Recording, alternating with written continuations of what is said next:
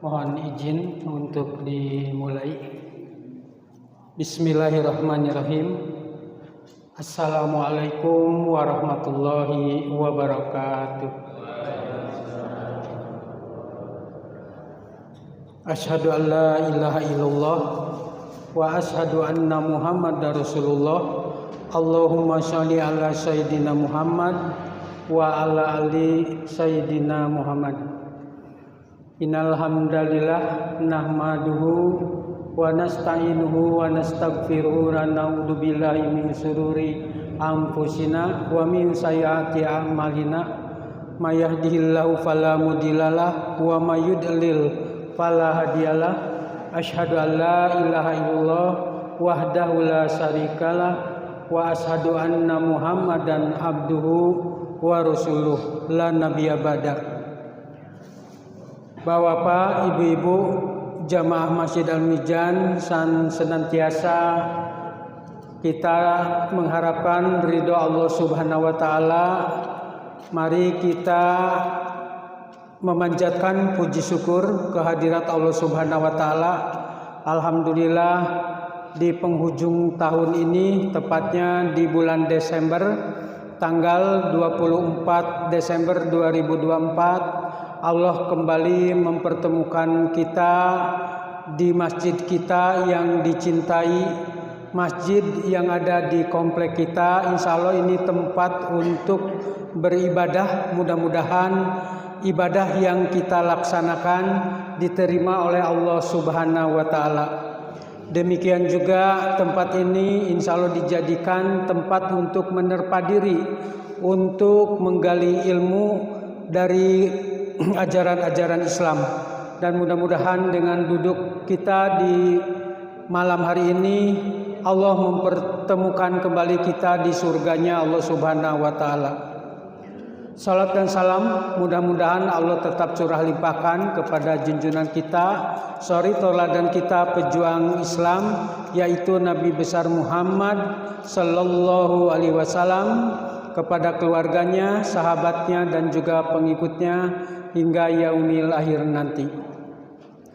Yang kami hormati narasumber yaitu Bapak Ustadz Hoirul Anwar.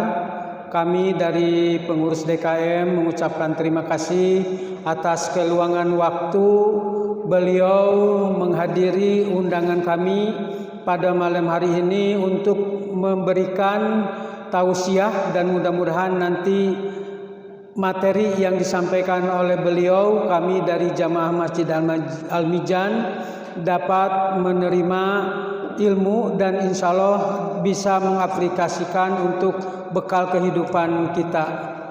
Yang kami hormati sesepuh BSD yang terhormat Ustadz Ahmad Haji Supawi, kami juga mengucapkan terima kasih.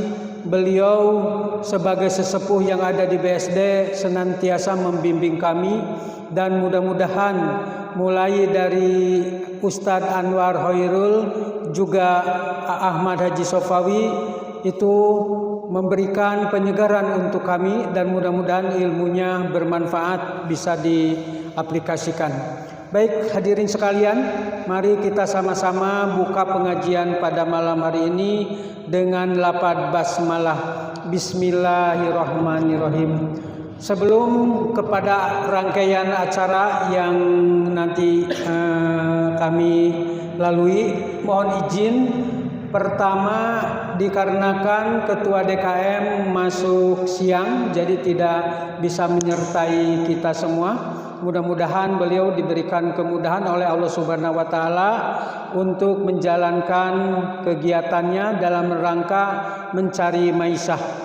Berikut info, mudah-mudahan tidak ada halangan. Insya Allah hari Minggu kami dari DKM Masjid Al-Mizan akan mengadakan kerja bakti di seputar jalur Jalan Makam karena masih banyak PR.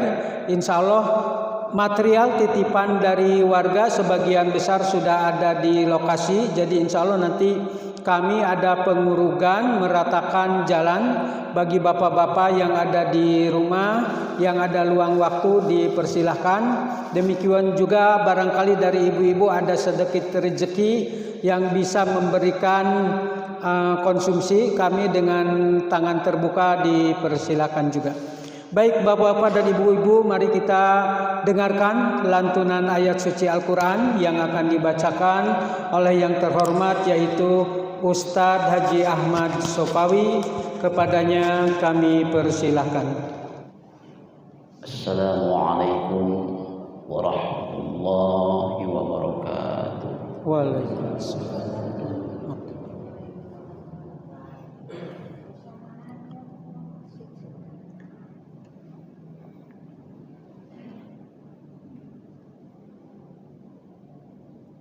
أعوذ بالله من الشيطان الرجيم.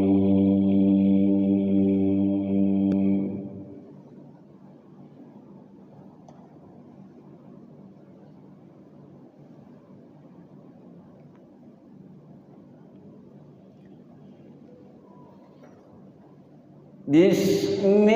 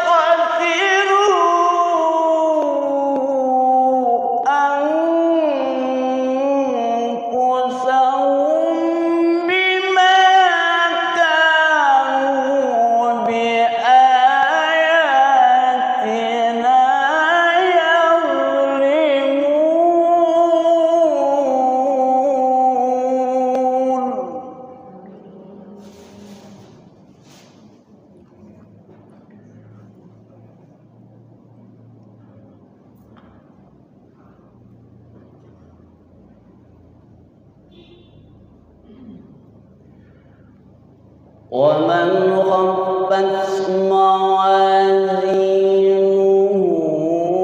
فأولئك الذين خسروا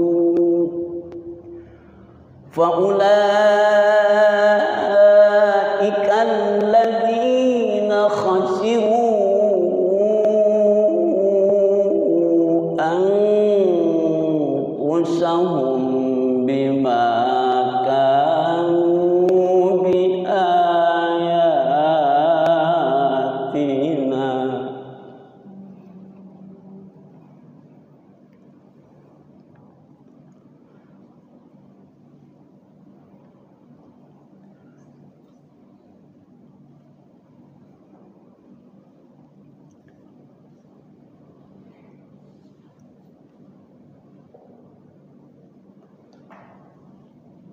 ومن خفت موازينه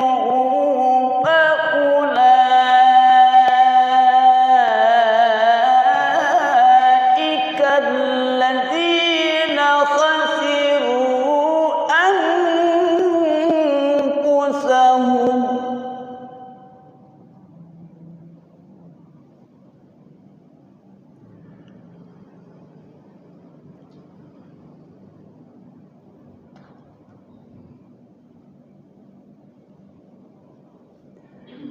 الذين خسروا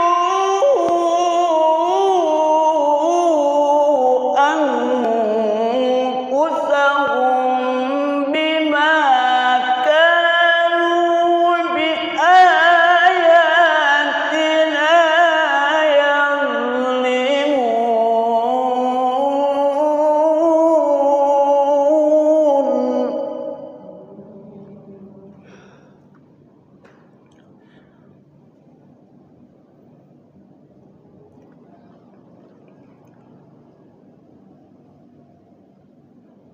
بسم الله الرحمن الرحيم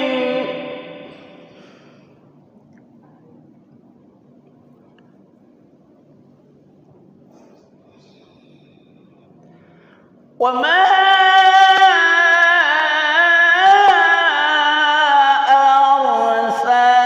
أرسلناك إلا رحمة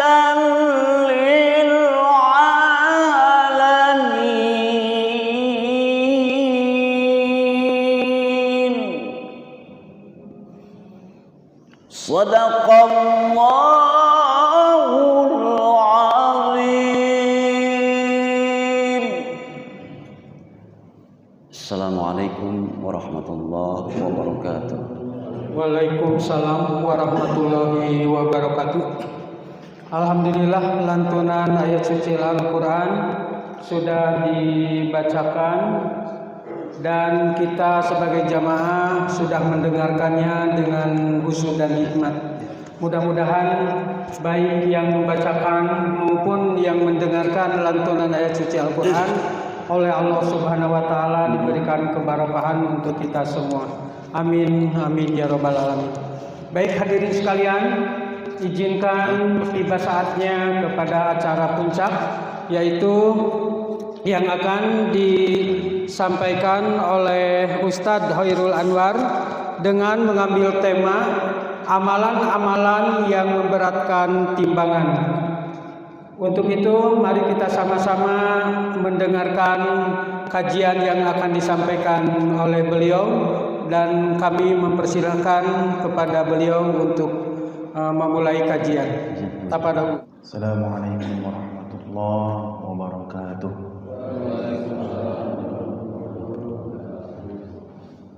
Astaghfirullah Rabbal baraya. Astaghfirullah minal khataya.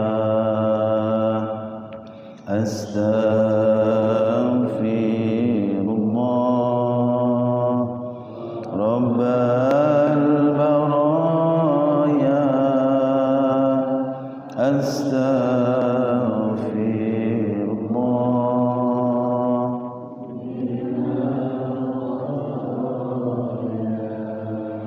ربي زدنا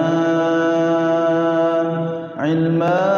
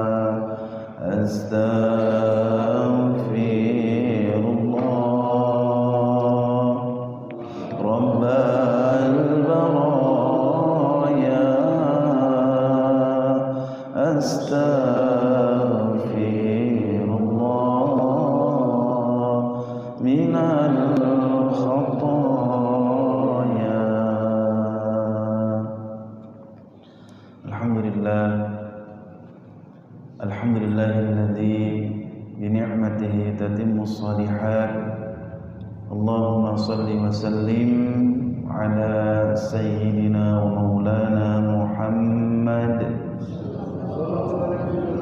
wa ala alihi wa ashabihi wa man tabi'ahum bi ihsan ila yaumil hisab. Amma ba'du, laqad qala Allah ta'ala fi kitabihil karim wa huwa asdaqul qailin. A'udzu billahi minasy syaithanir rajim. Ya ayyuhalladzina amanu taqullaha haqqa tuqatih wa la tamutunna illa wa antum muslimun. Shadaqallahul azim. Hadratal kiram, para asatidz, para guru, para kasepuhan, segenap orang tua kami, bil khusus Al-Ustaz Al-Mukarram Al-Ustaz Sufawi, mata'anallahu tula hayatih. Kita doakan guru kita bersama, semoga senantiasa Allah limpahkan kesehatan dan keberkahan, amin. Juga sahibil fadilah Bapak Haji Wawan beserta rekan-rekan pengurus DKM Al-Mizan, juga kita doakan semoga Allah tambahkan kemuliaan. Tak lupa moderator kita, MC kita yang lagi moto rupanya, Pak Astori, mudah-mudahan juga senantiasa dilimpahkan kesehatan dan keberkahan. Hadirin wal hadirat jamaah Majlis Ta'lim Masjid Al-Mizan, semoga kita yang hadir pada kesempatan yang mulia ini juga senantiasa dalam perlindungan, dalam pertolongan Allah Subhanahu wa ta'ala. Puji serta syukur kehadirat Allah, alhamdulillah, atas karunia Allah kita mampu hadir di tempat yang mulia bersama orang-orang mulia insyaallah. Semua atas kehendak Allah, semua atas izin Allah, kita mampu duduk bersimpu di masjid yang mulia ini. Luruskan niat, jangan sampai salah niat, agar setiap amal bila benar niatnya karena Allah akan bernilai pahala di sisi Allah Azza wa Jalla. Jadi niatnya apa nih Bu? Niatnya apa? Ngaji itu apa istilah ngaji? Masih ingat gak? Ngaji itu ada sebagian yang mengartikan, beberapa guru di antaranya itu singkatan Di antara makna singkatan ngaji itu sangalan siji, digabung. Ngaji itu sangalan siji. Sanga itu berapa? Songo 9 ya. Siji 1 ya. Apa definisinya? Apa maksudnya ngaji? Sangalan siji itu menyatukan elemen 9 itu kepada fungsi 1. Apa yang 9 itu, Bapak Ibu hadirin rahimakumullah? Anggota tubuh yang seringkali kita gunakan dalam kehidupan kita.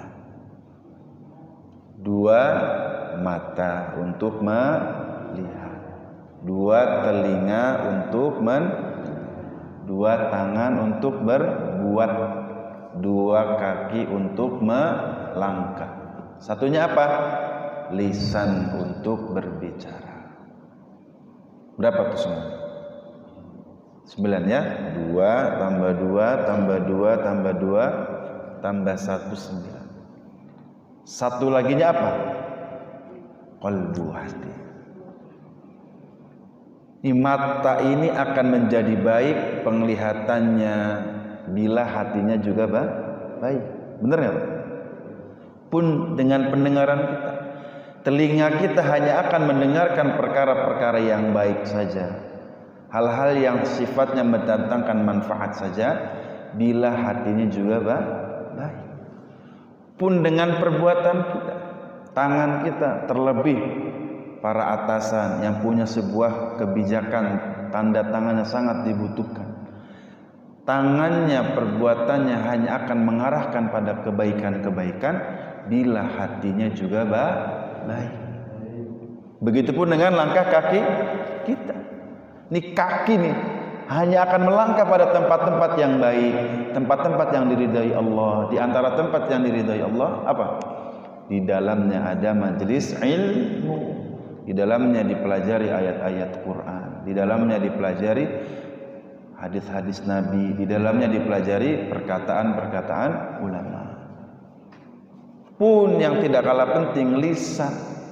Ya, lisannya hanya akan berbicara kebaikan, kebermanfaatan bila hatinya juga bersih. Banyak orang terjerumus, mohon maaf, beribu maaf, ya. Orang yang disepuhkan, orang yang dihormati, orang yang disegani, tergelincir begitu saja. Allah hinakan begitu saja. Asbab apa diantaranya? Tidak mampu menjaga lisan. Maka satu padukan 9 elemen itu pada hati nurani kita, ya, agar baik diri ini, sucikan, bersihkan hati kita. Sungguh amal yang diberkahi, amal yang diridhoi bila amal itu ikhlas karena Allah. Ikhlas itu bersumber dari hati kita. Ya Pak, Bu, insya Allah. Salawat teriringkan salam semoga terlimpah tercurahkan kepada Nabi kita, Nabi Muhammad sallallahu alaihi wasallam, juga kepada keluarga, para sahabat, pada pengikut-pengikutnya. Insyaallah kita yang hadir di masjid yang mulia ini juga bagian daripada pengikut Nabi yang insyaallah diaku sebagai umat Nabi kelak nanti pada yaumil mizan. Amin ya rabbal alamin. Rekan-rekan majelis ilmu, hadirin wal hadirat yang dirahmati Allah, hari ini atau malam ini di antara tema yang diusung terkait amalan-amalan yang akan memberatkan timbangan amal salih kita nanti pada yaumil mizan. Ini masjid kita, Masjid Al-Mizan, masjid pertimbangan.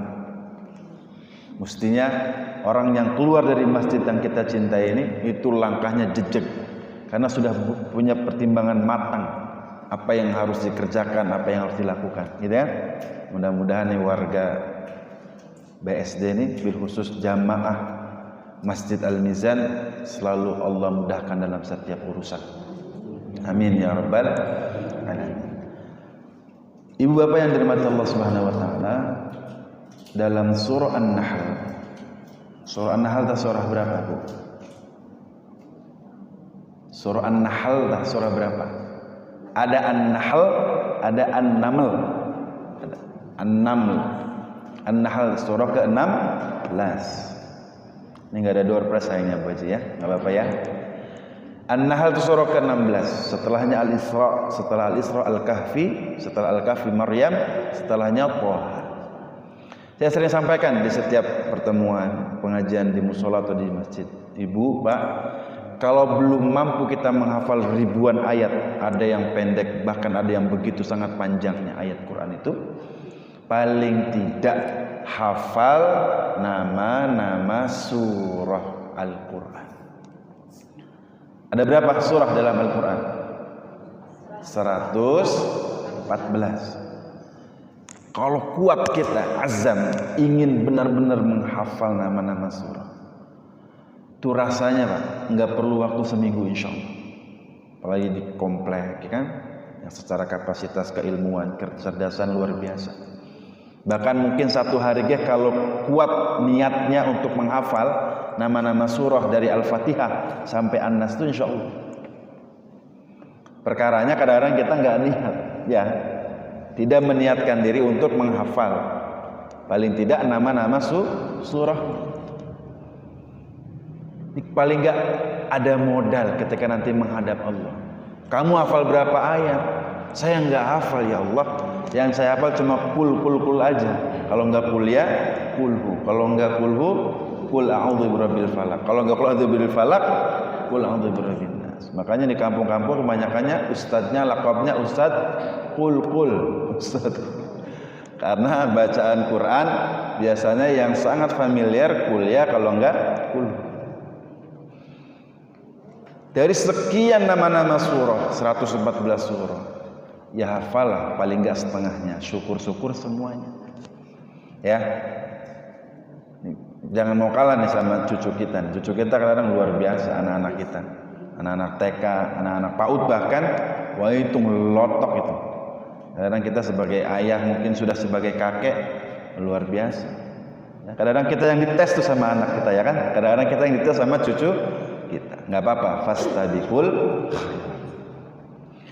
Dalam surah An-Nahl ayat 97, Allah Subhanahu wa taala berfirman, A'udzu billahi minasyaitonir rajim. Man 'amila shalihan min dzakarin aw untha wa huwa mu'minun falanuhyiyannahu hayatan thayyibah ila akhiril ayat. Kata Allah Subhanahu wa taala, man 'amila shalihan, siapa saja yang beramal salih. Ya. Lafadznya lafzul 'am, menunjukkan sebuah lafadz keumuman. Artinya siapa saja yang tinggal di komplek BSD, atau yang tinggal di komplek Serang City, atau yang tinggal di perkampungan, yang tinggal di wilayah Banten atau di luar Banten, yang tinggal di Pulau Jawa atau di luar Pulau Jawa. Man 'amila shalihan min dzakarin aw untha, min dzakarin wa untha, dari laki-laki atau perempuan. Laki-lakinya pun sama, mau yang sudah menikah belum menikah, mau yang sudah punya cucu atau yang belum punya cucu, mau yang tinggalnya di komplek atau di perkampungan, gitu ya. Begitupun perempuannya, yang udah haji atau belum haji, yang kerja di kantoran atau cuma di rumah saja. Man 'amila shalihan min dzakarin aw untha wa huwa mu'min, dan dia beriman kepada Allah, percaya akan kebesaran Allah, percaya akan keagungan Allah. Apa janji Allah Subhanahu wa taala?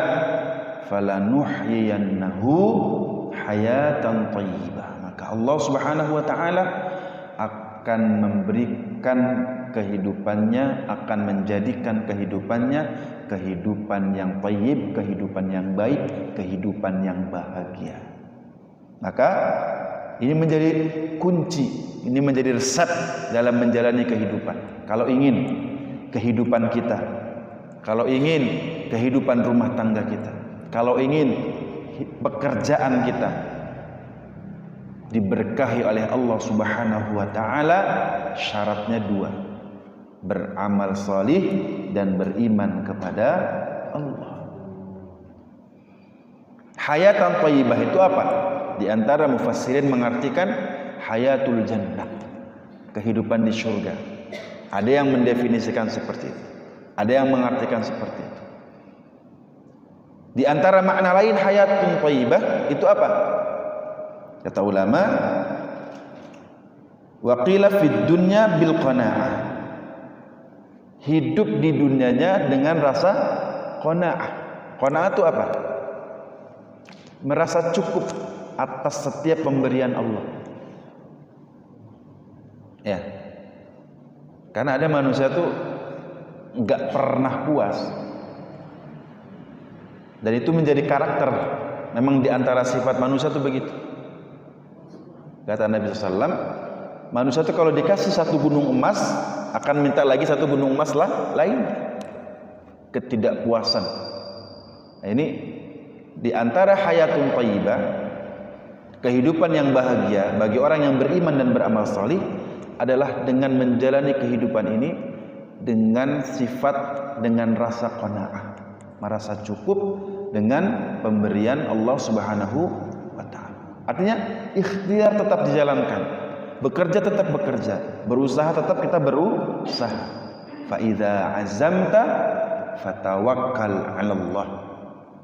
Ketika sudah maksimal totalitas kita beramal, kita berusaha, kita bekerja, fatawakkal 'ala Allah, dan serahkan urusan semuanya kepada Allah Subhanahu wa taala. Innallaha yuhibbul mutawakkilin. Sungguh Allah amat sangat cinta kepada orang-orang yang memasrahkan pekerjaannya, urusannya kepada Allah Subhanahu wa taala. Ibu bapak yang dirahmati Allah Subhanahu wa taala, tadi syarat agar menjadi hidup kita ini bahagia, beriman dan beramal saleh. Di antara amal saleh banyak sebenarnya amal saleh, ya. Salat berjamaah, salat di awal waktu. Apalagi? Amalan yang paling mulia dan dimuliakan Allah itu as-salatu ala waqtiha. Yang kedua apa tuh? Birrul walidain, hormat, takzim, patuh sama orang tua, sama ayah ibu, sama ibu bapak. Kadang-kadang ujian kita hebat membangun komunikasi dengan Allah, sholatnya dijalankan, puasa Senin Kamis pun tidak ditinggalkan, bacaan Quran setiap waktu, setiap harinya dibacakan. Tapi kadang-kadang merasa bahwa sudah punya ilmu, sudah punya pendapatan, seringkali keberadaan orang tua tidak dianggap. Padahal kata Nabi, amalan yang paling mulia dan dimuliakan Allah birrul walidain, menghormati orang tua, berbakti kepada orang tua. Bagaimana cara berbakti kita kepada orang tua? Paling tidak doakan dalam setiap selesai sholat 5 waktu, ya kan? Dengan doa Rabbighfirli wali walidayya warhamhuma kama rabbayani shaghira. Ya Allah, ampuni dosa hamba ya Allah, juga dosa kedua orang tua hamba ya Allah. Ampuni dosa ayahanda kami, ampuni dosa ibunda kami ya Allah. Sayangi keduanya ya Allah, rahmati keduanya ya Allah. Sayangi ibunda kami ya Allah, sayangi ayahanda kami ya Allah, sebagaimana keduanya menyayangi kami sejak kecil. Birrul walidain. Jadi kalau pengen langgeng kehidupan kita, kalau pengen langgeng rumah tangga, pengen langgeng pekerjaan, pengen langgeng usaha kita, yang masih ada orang tua, minta doa sama orang tua. Ya, jangan dilupakan. Bisa jadi suksesnya kita, Pak, bukan serta-merta karena jerih payah kita saja, bukan karena keuletan dan kesungguhan kita saja, karena ada doa orang tua yang menyertai dalam kehidupan kita. Maka bersyukur yang masih ada kedua orang tua, atau yang masih ada salah satu di antaranya. Minta doa kepadanya, minta doa kepada ayahanda atau ibunda kita. Di antara amal yang lain, wal jihadu fisabilillah, orang yang berjuang di jalan Allah. Ibu bapak yang dirahmati Allah Subhanahu wa taala, banyak sebenarnya amalan-amalan yang dahsyat dan luar biasa, tapi pada kesempatan kali ini insyaallah sama-sama kita belajar di antara athar perkataan sahabat Nabi Imam Ali radhiyallahu an. Dalam kitab Nasaihul Ibad diterangkan, inna as'abal a'mali arba'u khisalin, sungguh ada 4 amalan yang akan memberatkan timbangan amal saleh kita pada nanti hari penghisaban, pada nanti hari yaumil mizan, hari pertimbangan amal. Apa di antara amal yang memberatkan amal saleh kita, timbangan amal baik kita? Kata Imam Ali radhiyallahu an, al-'afwu 'indal ghadab. Yang pertama, al-'afwu 'indal ghadab, mampu memaafkan kesalahan orang lain di saat diri ini dipenuhi amarah, dikala jiwa ini dipenuhi oleh dendam, oleh emosi. Artinya apa? Ini perkara yang berat untuk diamalkan, tapi berdampak besar bagi diri kita nanti pada yaumil mizan. Kira-kira lebih berat mana, Bu? Lebih berat minta maaf duluan atau memberi maaf, memaafkan? Lebih berat mana? Minta maaf atau memberikan maaf, Pak? Wih, pada abote kok. Sama-sama beratnya. Ujian pertama orang yang mau meminta maaf tuh seringkali merasa dirinya sepuh, seringkali tuh merasa diri sudah berilmu, mungkin sudah diustadkan, sudah disepuhkan, sudah dianggap tokoh di masyarakatnya. Itu untuk meminta maaf duluan, waduh, angel. Jare wong pontangnya mah angel, berat. Hanya hati yang bersih saja yang mampu mengamalkan. Benar nggak? Hanya dengan kelegowoan hati saja orang mampu meminta maaf duluan. Terus urus agak gak usah jauh-jauh. Bab rumah tangga suami istri, lebih sering mana, suami atau istri yang minta maaf? Waduh, ngomong dewe. Lebih sering istri yang minta maaf atau suami yang minta maaf? Hah? Ya. Kalau Bu Haji mah suami terus, saya yang minta maaf duluan ya. Bu, laki-laki itu senang diangkat martabat harga dirinya. Memang mungkin kesalahan suami atau pihak laki-laki. Kadangkala memang perempuan mah mengedepankan perasaan. Ya, waduh, pulang kerja bukannya disambut sama teh manis, disambutnya sama senyumannya bukan senyuman manis, senyuman kecut. Gimana senyuman kecut tuh, Pak? Ya. Maka ini diantara resep. Coba deh sesekali, siapa tuh? Dokter Dahlan tuh ya. Nah, itu Aisyah Dahlan, itu luar biasa itu. Ini kecerdasan laki-laki itu beda dengan perempuan dan segala macam. Seringkali menjadi polemik dalam rumah tangga itu satu sama lain tidak mau saling mengalah. Padahal Bu, kalau misal ibu bilang aja, Pak saya minta maaf ya. Wah itu laki-laki tuh, saya yang salah mah. Begitu tuh, benar nggak Pak? Ya bahaya. Ya kan? Nah seringkali tadi merasa saya udah bekerja, merasa saya sudah udah luar biasa di rumah, bahkan 24 jam totalitas. Laki-laki juga begitu, merasa sudah banting tulang. Wah, tulang dibanting-banting, ajur balung. Yang ngerasa udah berjuang dan segala macam, nah itu sifat merasa ini, Bu. Bukan hanya dalam muamalah saja, dalam hal ibadah. Kalau udah ada sifat merasa paling hebat, merasa paling mampu, merasa paling berjasa, merasa paling punya ilmu, merasa paling bermanfaat dan segala macam. Nauzubillah. Ini kata UJ itu kakak kelas kami ketika di Gintung dulu Darul Falah. Itu kata beliau di antara nasihat atau ceramah beliau yang paling masyhur, akan tersebar mungkin di Instagram, di sosial media itu. Menjadi solih itu kewajiban, ya. Tapi ketika merasa diri solih, nah itu titisan setan. Na'udzubillahi min dzalik.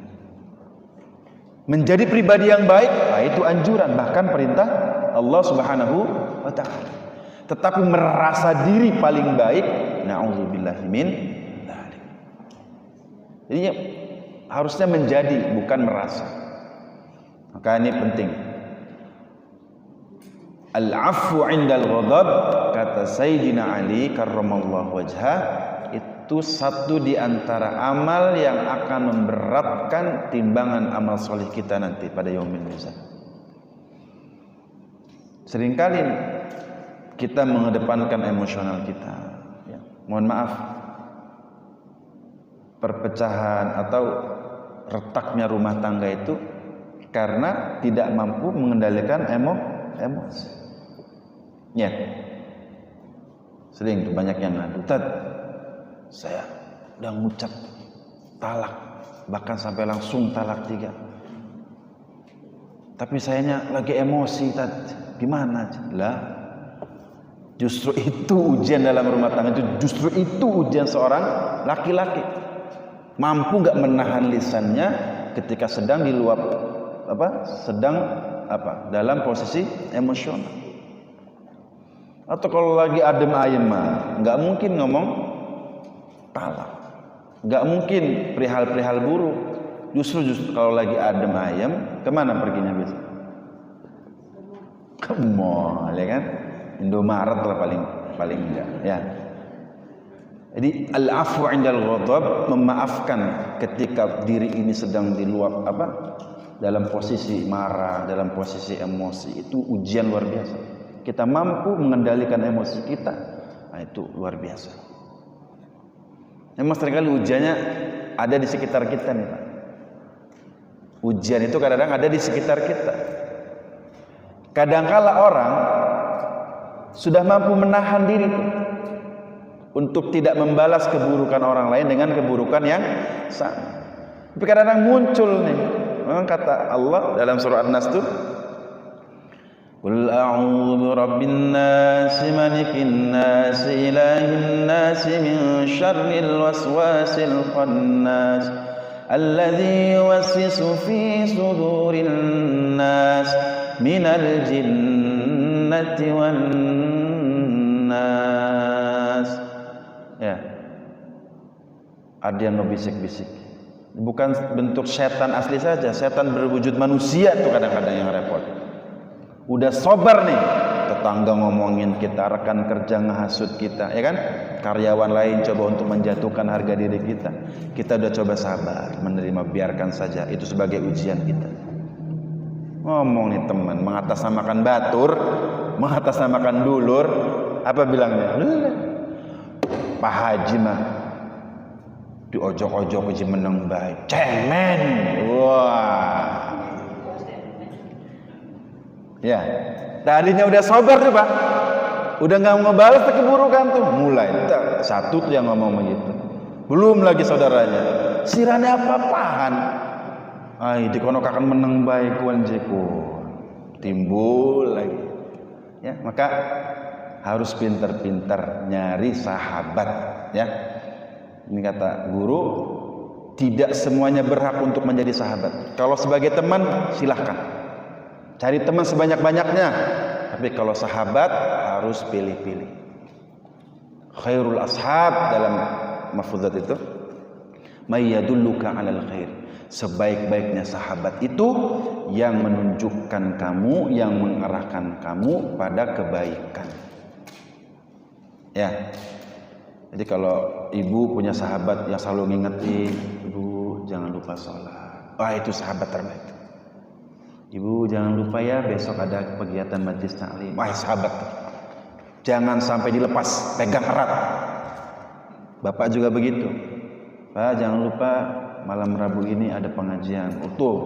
Nah, biasanya yang nge-share itu siapa? Pak Astori terus ya. Wah, pegang erat nih Pak Astori ini. Haji sampai ucul, jangan sampai lepas. Ya. Setiap orang yang mampu mengingatkan kita dalam hal kebaikan harus dipegang erat. Ya, jangan sampai kita ini menyesal nanti pada hari akhirat karena bersahabat dengan orang-orang yang justru menjerumuskan kita ke jurang api nerakanya Allah. Di antara salah satu penyesalan manusia, Pak, kelak nanti pada hari akhirat, ya Allah, kenapa waktu di dunia saya dulu sahabatan sama dia? Kenapa nggak sama dia aja yang selalu ke masjid, yang selalu majlis taklim, yang ngingetin tentang kebaikan? Itu di antara penyesalan manusia nanti. Maka sebelum masa itu datang harus pilih-pilih sahabat. Kalau teman silahkan sebanyak mungkin, tapi sahabat hanya yang mampu mengajak kita pada kebaikan dan amal soleh saja. Udah ketemu belum sahabat yang begitu? Paling enggak ngelihat wajahnya tuh, kalau ngelihat wajah teman sahabat kita itu ingatnya Allah aja tuh. Ketemu nggak sahabat begitu, Pak? Udah ketemu belum, Bu? Jadi kalau ngelihat wajah dia tuh, pengen ini masjid dia bawaannya. Udah ketemu belum, Bu, Pak? Nah, dicari. Ya, takmir masjid biasanya. Insyaallah. Al-afwu indal ghadab. Jadi memaafkan ketika diri ini sedang diliputi emosi. Ini hanya orang-orang pilihan yang mampu. Orang yang jiwanya temperamen, emosional itu agak berat memang. Tapi ini mesti dilatih. Layaknya ikhlas itu mesti dilatih. Gak bisa langsung maksimal dalam pengaplikasian. Jadi melatih emosional juga harus dengan kesabaran. Dan ini juga diantara ciri karakter orang yang bertakwa, diantara ciri-ciri orang yang berbuat ihsan, muhsinin, orang yang mampu membuka pintu hati, ya kan?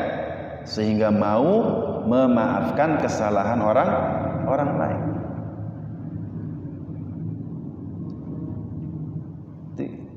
Kuncinya memang di hati, di kalbu kita. Maka baginda Rasulullah Muhammad sallallahu alaihi wasallam dalam setiap salat, di penghujung salat, di antara doa yang selalu beliau ucapkan adalah ya muqallibal qulub tsabbit qalbi ala dinik. Ya, ini dibaca baginda Rasul yang dijamin surga, bahkan manusia pertama masuk surganya Allah, itu selalu berdoa ya muqallibal qulub tsabbit qalbi ala dinik. Ya Allah yang membulak-balikan hati hambanya, tetapkan hati kami ala dinik, atas agamamu, atas syariatmu, atas perintahmu. Ya, yang pertama amalannya apa? Memaafkan ketika diri kita sedang emosi. Bisa nggak, Bu? Encer, ya kan? Insya Allah. Yang kedua, kata Sayyidina Ali karramallahu wajhah, amalan yang bisa memberatkan timbangan amal baik kita nanti pada yaumil mizan, wal judu fil usrah. Wal judu fil usrah. Apa artinya? Berbuat baik ketika diri sedang dalam keadaan susah. Ya. Tetap membantu orang lain walau kondisi diri sedang tidak memungkinkan. Mau peduli akan urusan tetangga, kerabat, andai taulan, kalaupun diri ini padahal sedang membutuhkan. Wal judu fil usrah, berderma di saat diri sedang susah-susahnya, itu kata Sayyidina Ali di antara amal yang akan memberatkan timbangan amal soleh kita. Ini lagi dan lagi, ini hanya orang-orang istimewa yang mampu mengamalkan dan mengaplikasikan. Mudah-mudahan kita termasuk bagian dari itu. Wal judu fil usrah. Maka orang berderma itu dalam Quran nanti dibagi 4 waktu ya, 4 keadaan. Jadi kita harus punya nih, paling tidak dari 4 waktu itu punya 2 lah setengahnya, atau kalau bisa semuanya ada. Ada orang sedekah itu dalam surah Al-Imran, fis-sarra. Fis-sarra itu apa? Dalam keadaan senang. Ketika baru naik jabatan, ketika baru gajian, posisi lagi senang-senang bahagia-bahagianya, kita sedekahkan harta yang Allah titipkan itu. Itu satu keadaan. Keadaan yang pertama, fis-sarra, dalam keadaan senang. Keadaan yang kedua kapan? Wad-dharra, dalam keadaan sempit. Picis kali sakit-sakit tahu ini doang gua. Melihat orang lagi membutuhkan. Kalau kita mampu berderma paling tidak setengahnya atau mungkin 10%-nya, nah, itu luar biasa. Wabdor. Keadaan yang ketiga apa? Fisir, sembunyi-sembunyi. Harus punya amalan sedekah yang sembunyi-sembunyi, dan itu menjadi amalan terbaik. Dalam hadis, ketika tangan kanan memberikan, tangan kiri tidak mengetahui. Artinya tidak perlu diumumkan segala macam. Ada kalanya juga fil wal alani, fis sirri wal alani, mesti diumumkan secara terang-terangan. Dalam rangka apa, Pak? Memotivasi. Kapan seseorang itu boleh menunjukkan sedekahnya? Memang lagi-lagi ujian hati nih. Ketika hati ini mampu untuk tidak ujub. Ketika hati ini sudah terkonfirmasi lah, atau sudah dilatih lah keikhlasannya. Karena bab ikhlas itu, Pak, itu bukan serta-merta pikiran kita, analisa kita saja, pandangan kita saja. Bab ikhlas itu hanya pribadi dia saja dengan Allah Subhanahu wa taala. Jangan juga kita menjustifikasi orang. Sedekah atas nama, ditulis tuh namanya disebutkan, 50.000 rupiah. Ditulis sedekah atas nama hamba Allah 1 juta rupiah. Langsung dalam hatinya, sing hamba Allah, sing 1 juta be hamba Allah, sing saya ketahui jadi makan aran di Gusti. Pernah nggak punya pikiran begitu, Bu? Awas, nggak boleh. Bisa jadi dia ketika menyebutkan sudah dilatih hati. Itu urusan orang menilai itu dia ria atau tidak. Itu juga kadang-kadang menjadi ujian buat kita, bagi yang mendengarkan. Di kantor-kantor biasanya, kita punya bawahan kita jauh lah gajiannya, salarinya di bawah kita. Oh, dia sedekah sampai 500.000 misalkan. Jadi diumumkan setiap Jumat. Kita sebagai pimpinan, sebagai direktur, sebagai manajer mendengar dan tahu itu bawahan kita. Itu dengan sendiri kadang-kadang kalau benar imannya, kalau hatinya sedang tertunduk, itu akan ada rasa paling tidak gengsi, ya kan? Paling tidak, Masya Allah, itu bawahan saya, itu segitu, masa saya kalah? Nah, jadi fastabiqul khairat itu boleh, berlomba-lomba dalam kebaikan, justru dengan sedekah diucapkan atau sedekah diumumkan, itu dengan niat memotivasi orang lain, itu baik. Tapi lagi-lagi harus dikonfirmasi ke hati kita. Kalau belum mampu ikhlas, lebih baik secara sembunyi-sembunyi. Ya, di 4 keadaan nih kita sedekah. Boleh dalam keadaan senang, boleh dalam keadaan sempit, harus sembunyi-sembunyi, atau ada kalanya harus terang-terang. Jadi 4 keadaan ini lebih condong yang mana nih, Bu? Sembunyi-sembunyi. Tawadhu bener memang ya. Masya Allah. Bolehlah, harus ada punya amalan yang kita istiqomah dengan amalan itu. Dan orang nggak tahu tuh kalau sedekah itu dari kita. Di kampung misalnya, nih lagi puncak liburan, di masjid ternyata masjid di kampung kita ini speakernya nggak sebaik di Al-Mizan kan, jauh lah pasti. Kadang Allah ya, yang azan apa? Si bapak itu, yang imam si bapak itu, makmumnya juga si bapak itu. Allah. Kadang adanya sambil watuk nih Pak Jingge. Sambil watuk, sambil ngeleang biasanya. Sambil senderan itu, Masya Allah. Sambil batuk kita. Allahu Akbar, Allahu Akbar. Waduh. Itu PR besar, termasuk di masjid yang kita cintai. Regenerasi ini secara mesti dibutuhkan dan sangat dibutuhkan.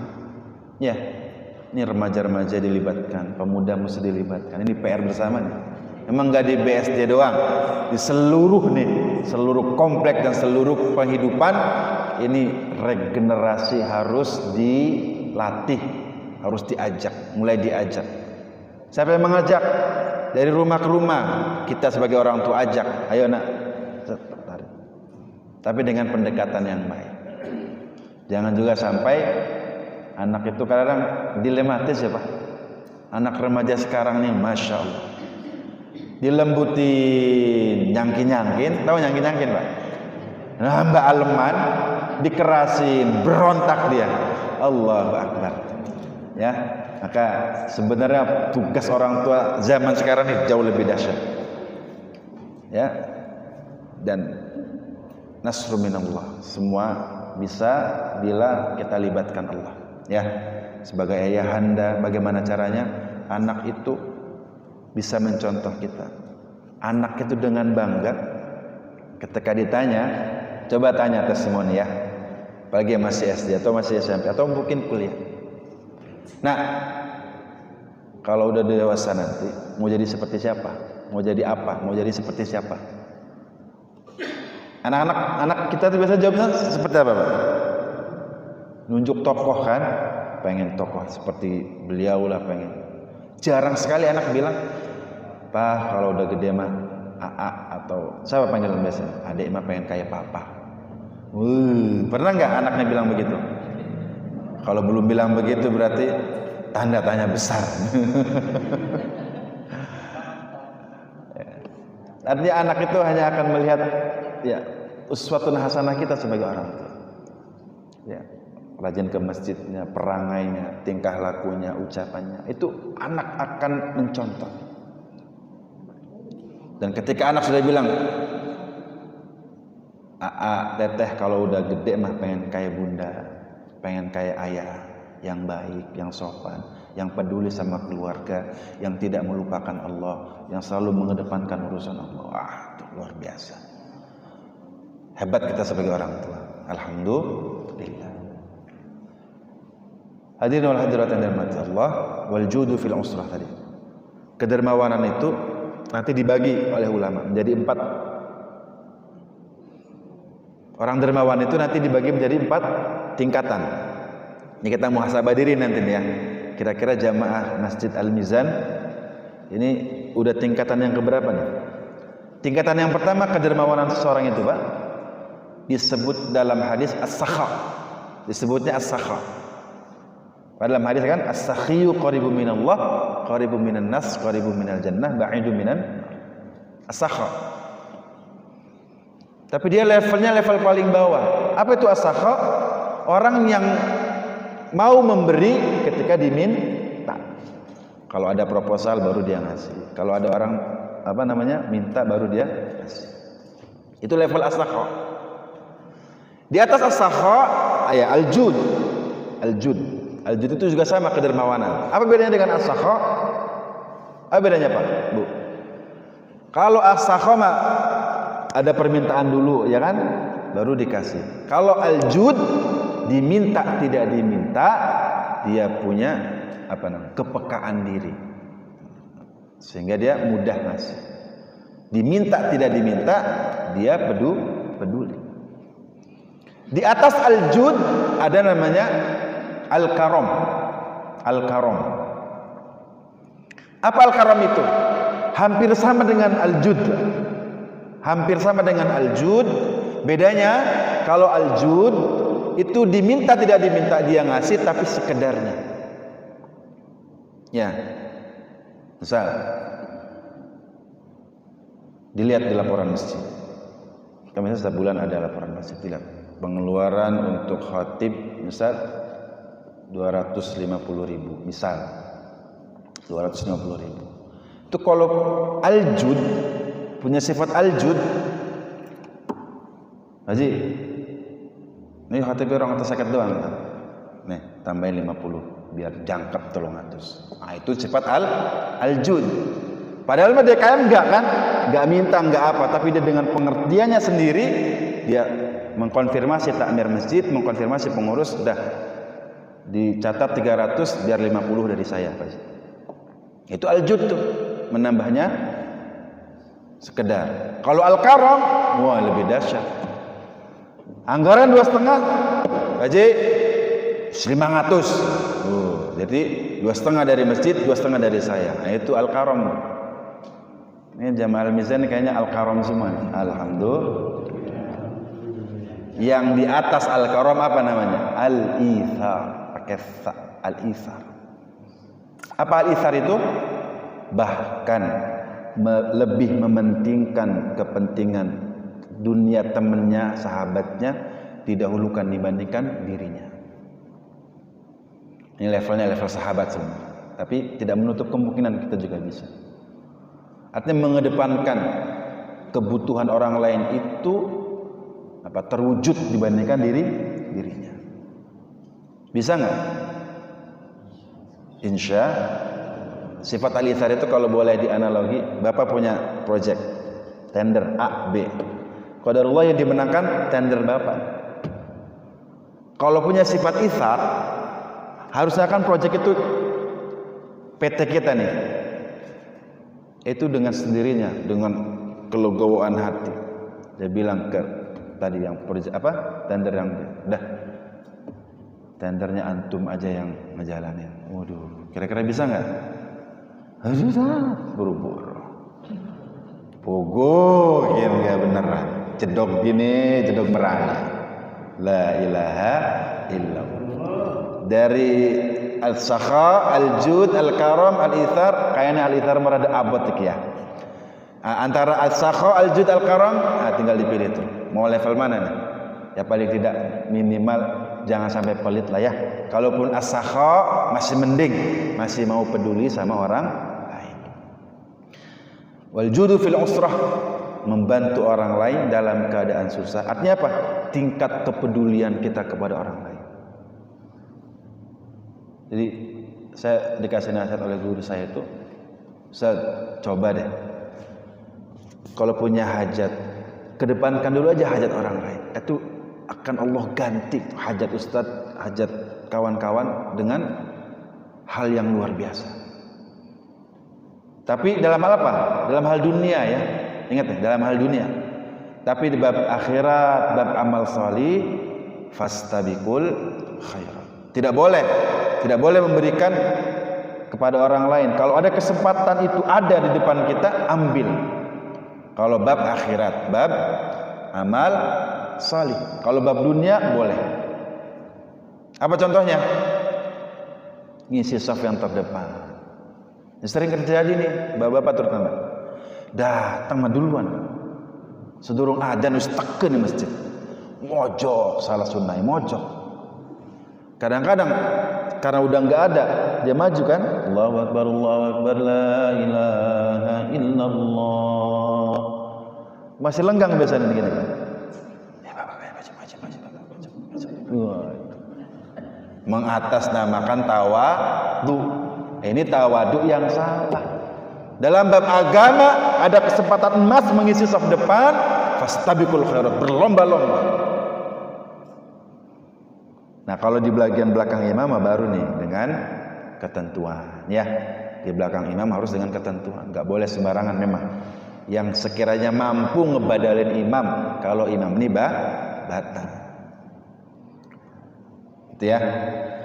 Yang ketiga, ini sampai jam berapa, Ustaz? Iya, ya, namun ngomong kayak kadang-kadang harus sadar ya.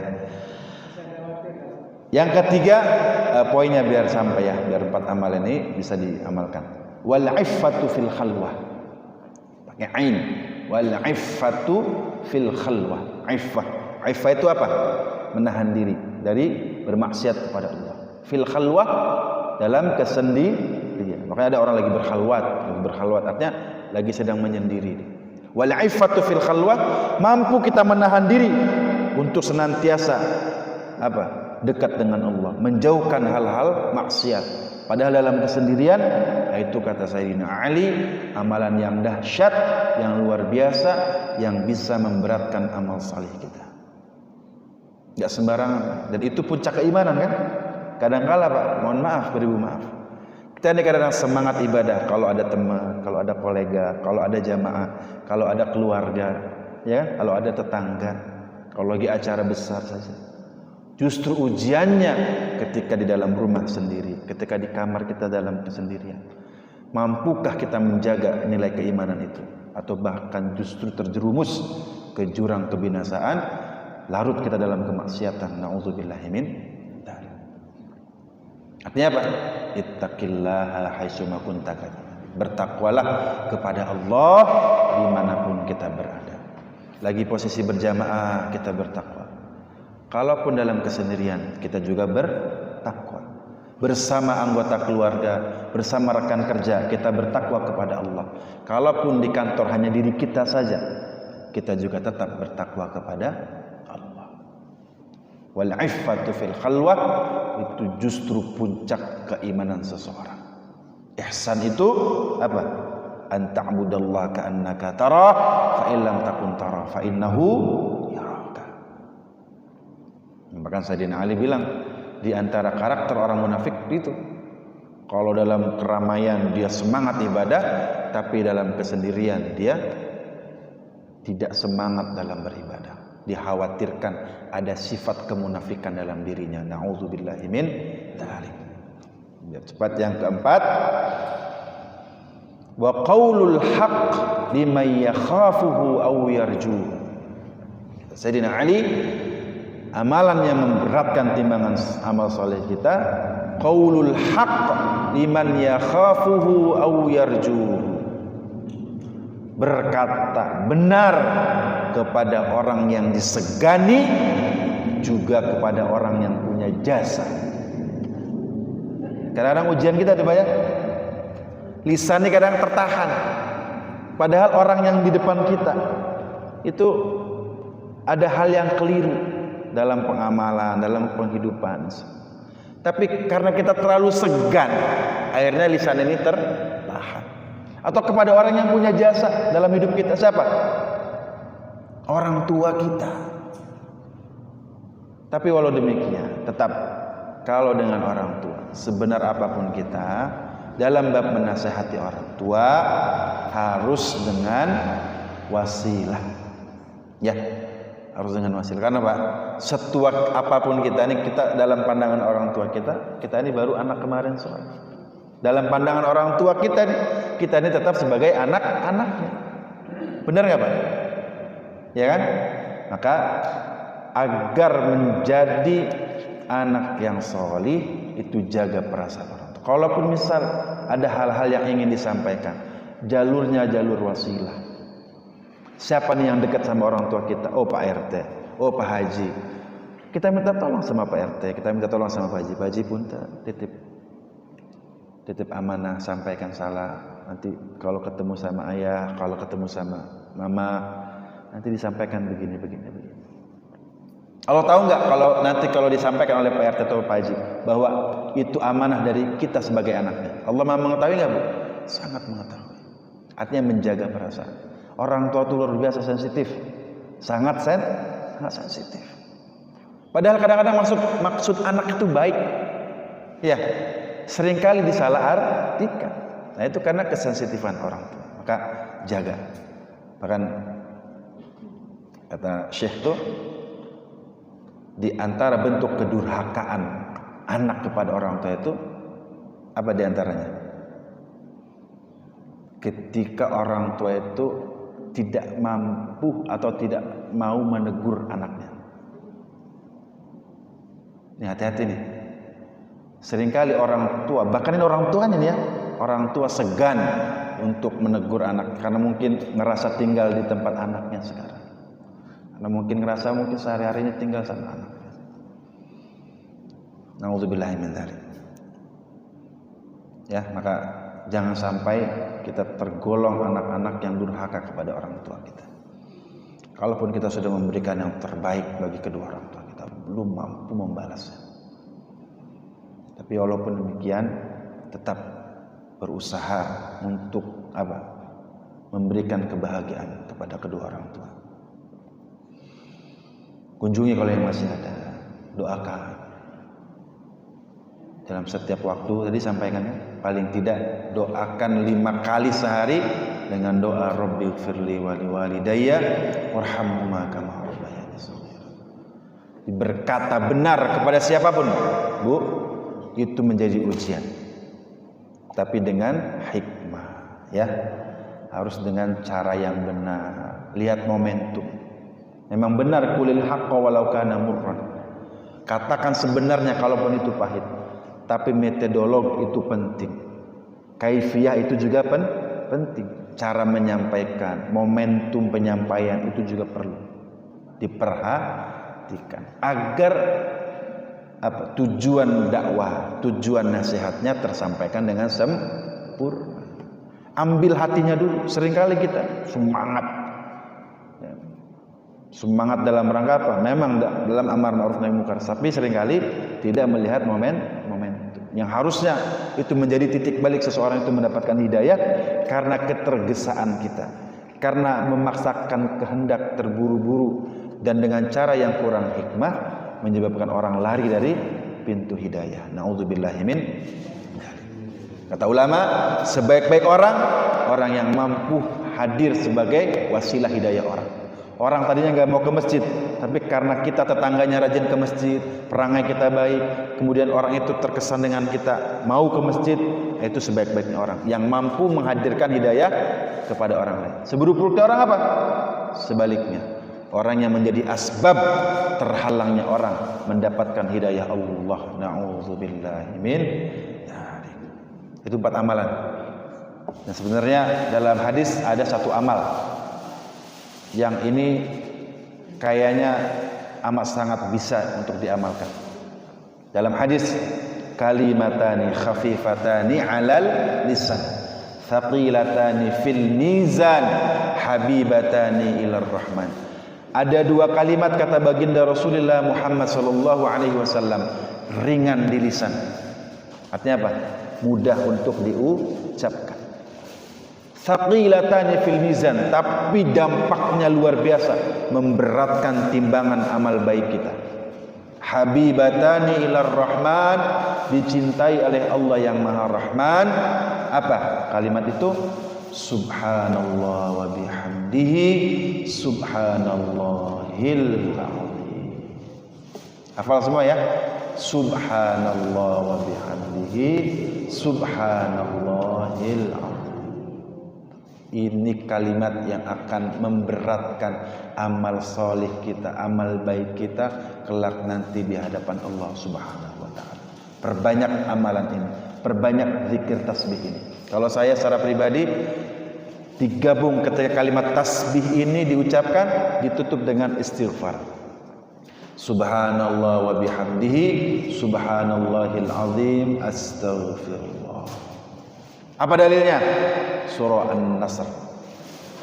Idza jaa nasrullahi wal fath wa ra'aitan nasa yadkhuluna fi dinillahi afwaja fasabbih bihamdi rabbika wastaghfir innahu kana tawwaba.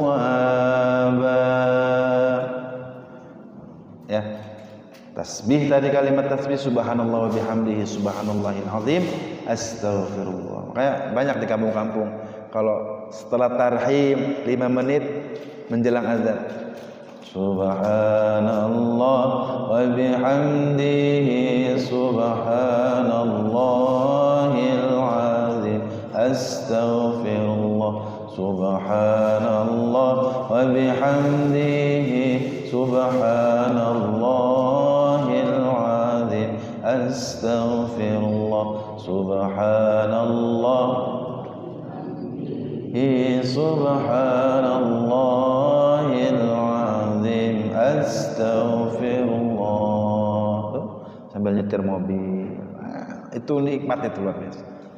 Nggak tahu nyampe kantor aja, ya kan? Sambil goreng, ibu, masya Allah. Aja sambil ngedumel, ngegorengnya sambil tasbih, ngegorengnya sambil zikir. Ala bidzikrillahi tatmainnul qulub. Sungguh orang yang banyak zikirnya akan tenang hatinya. Itu saja yang bisa disampaikan. Wallahu a'lam bishawab. Baik. Kita baca suratul Fatihah untuk diri kita.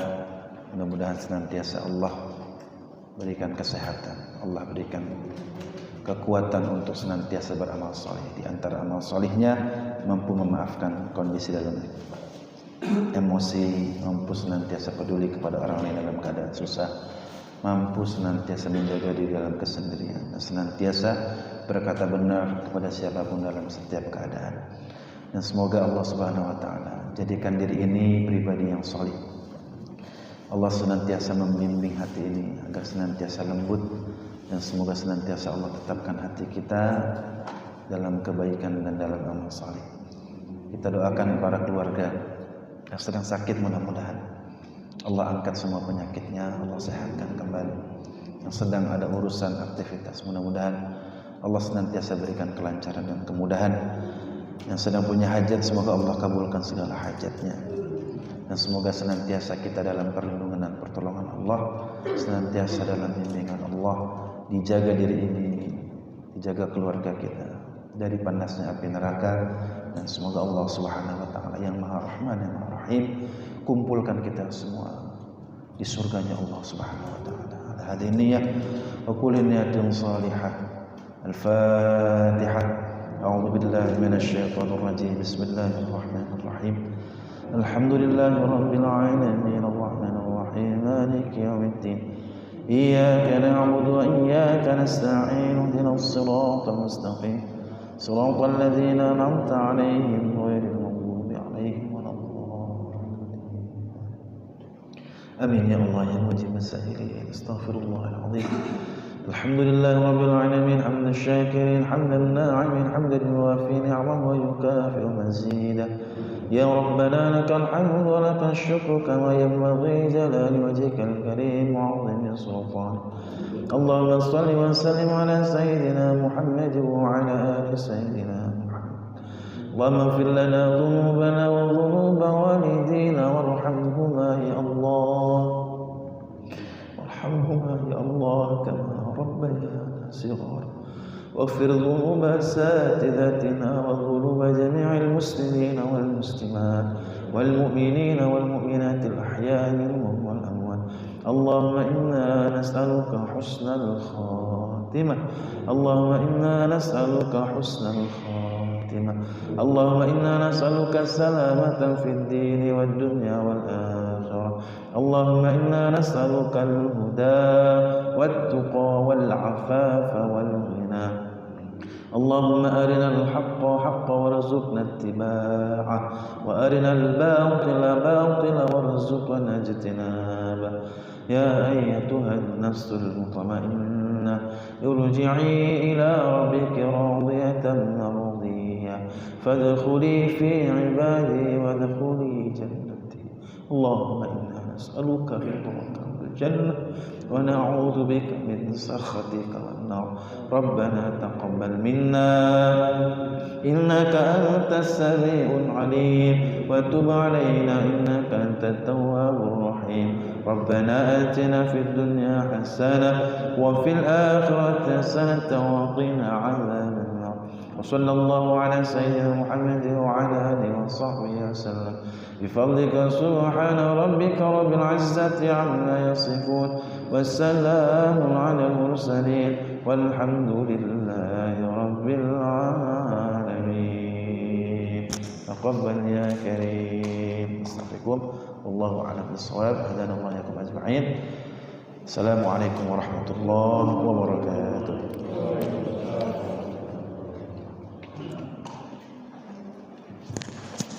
Waalaikumsalam warahmatullahi wabarakatuh. Usai sudah rangkaian acara dari awal sampai akhir yang ditutup oleh jemaah, mudah-mudahan